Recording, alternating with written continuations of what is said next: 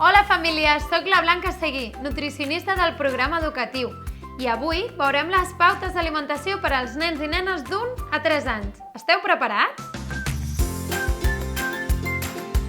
Als 12 mesos d'edat, els nens i les nenes ja han inclòs una bona part d'aliments a la seva rutina diària, a poder ser combinats amb la lactància materna. A partir de l'any, podem introduir algun aliment no recomanat fins ara i també podem diversificar els tipus de coccions o preparacions culinàries per als plats.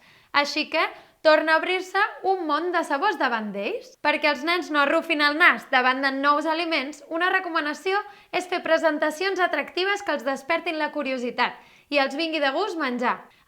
I això sí, continuarem evitant l'excés de sal, sucres, mel o edulcorants. Respondrem ara a una pregunta molt freqüent a la consulta d'un nutricionista.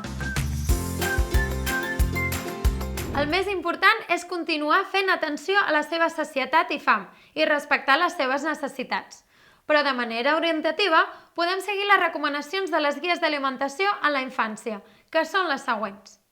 40-50 grams de carn, que equival a un tall fi de llom de porc o a una tercera part del pit de pollastre. 60-70 grams de peix, que equival a mig filet de lluç o una rodanxa petita. Un ou mitjà o gran. I com repartim els aliments dels nostres nens al llarg del dia i de la setmana? Vegem-ho! A partir de l'any, podem introduir algun aliment no recomanat fins ara i també podem diversificar els tipus de coccions o preparacions culinàries per als plats. Així que torna a obrir-se un món de sabors davant d'ells. La manera més adequada i fàcil d'oferir menús equilibrats al dinar i al sopar dels més petits és amb el mètode del plat saludable. Aquest mètode es basa en la divisió del plat en 3 parts, una meitat i 2 quarts.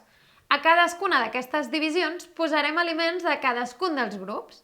A la meitat del plat, verdures i hortalisses, i tindrem en compte que durant el dia una d'aquestes ha de ser en forma crua.